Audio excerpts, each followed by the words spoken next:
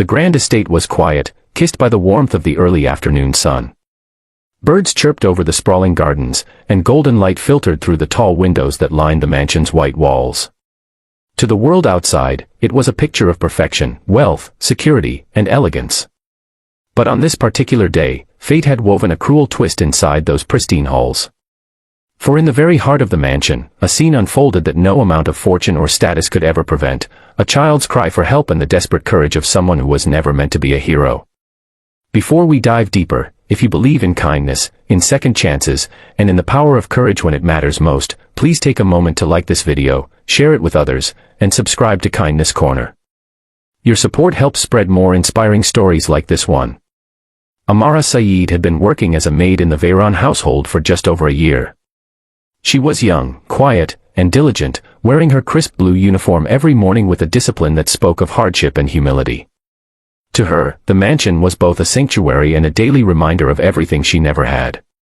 While she dusted crystal chandeliers and polished marble floors, her mind often wandered back to the cramped one-room apartment she shared with her ailing grandmother in the city.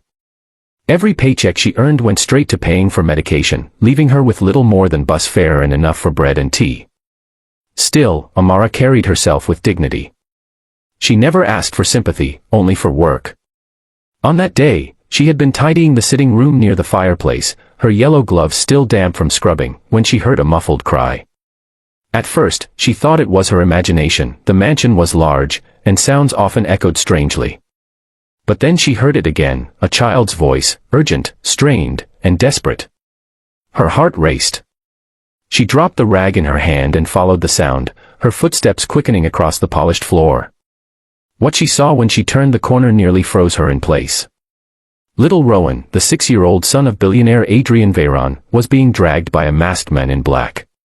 The intruder had slipped into the mansion unnoticed, his movements precise and his intent chillingly clear. The boy was struggling, kicking, and calling for help, but his small frame was no match for the man's strength. Amara's breath caught in her throat. She had no weapon, no training, nothing but instinct. Yet instinct can be louder than fear. Her eyes darted around the room and landed on the iron skillet that had been left from the morning breakfast. Without a second thought, she snatched it from the counter, her hands trembling but her heart pounding with fire. As the masked man turned, she swung with all the force her body could muster. The skillet struck his shoulder, enough to throw him off balance. Rowan broke free and scrambled into Amara's arms, sobbing into her apron as she shielded him. The man lunged again, but Amara swung once more, this time catching him across the head. The impact sent him sprawling onto the carpet. She wasted no time. Grabbing a thick rope from the drapes, she tied his wrists and ankles, her hands moving faster than she thought possible.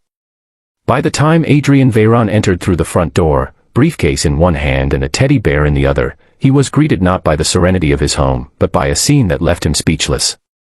His son clung to the maid, tears streaming down his face, while a masked kidnapper sat tied to a chair, groaning in defeat. Amara stood tall, her chest heaving, yellow gloves still gripping the skillet like a shield. Adrian's world tilted. The woman he barely noticed each day had just saved the life of his only child. The police were called, and the intruder was taken away. Rowan would not leave Amara's side, clutching her hand as if it were the only anchor keeping him safe. For Adrian, gratitude surged alongside shock. He promised Amara a reward, financial security, anything she wanted.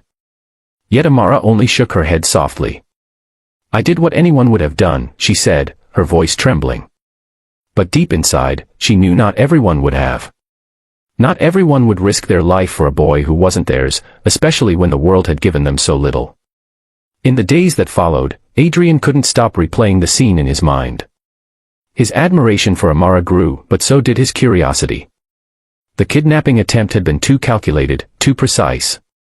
Someone knew when Rowan would be alone, someone knew the security blind spots of the mansion. The intruder refused to reveal details, but fragments of information led investigators to believe this wasn't a random act, it was orchestrated. And the truth was about to tear Adrian's world apart. Weeks later, after tireless digging, the shocking revelation came to light. The order for Rowan's abduction had not come from an outsider, not from a stranger with malice. It had come from within Adrian's own family. His estranged brother, Lionel Veyron, had been drowning in debt after failed business ventures. Consumed by envy and desperation, he had arranged for his nephew to be taken, hoping to demand ransom that would pull him out of ruin. Adrian's heart shattered when he heard the confession. The betrayal ran deeper than money, it was blood against blood, kin against kin. As this truth settled over the mansion, Adrian found himself unable to stand. His wealth, his status, his carefully built empire, none of it had shielded him from the treachery of someone he once loved. And yet, in that darkest moment, he looked at Amara and realized the cruel irony of life. The one who had risked everything to protect Rowan was not family, not a partner in wealth, not a friend from high society.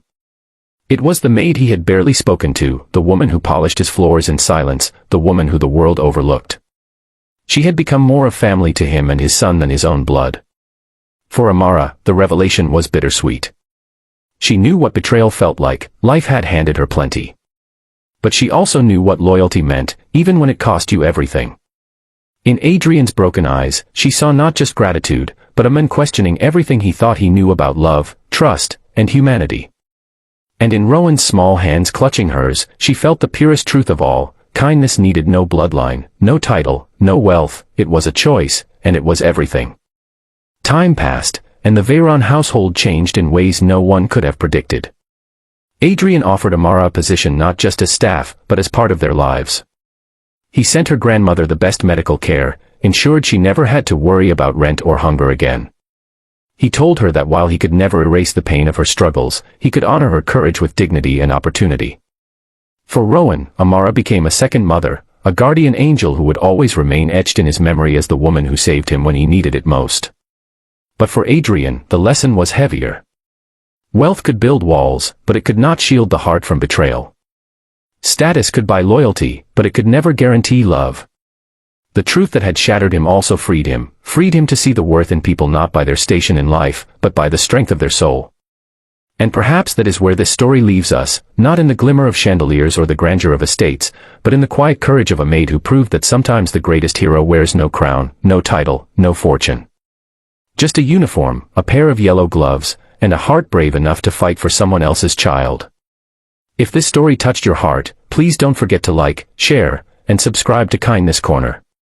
Your engagement helps us keep bringing more stories of courage, sacrifice, and humanity to light. And before we end, we'd love to hear from you. Would you have done what Amara did if you were in her place?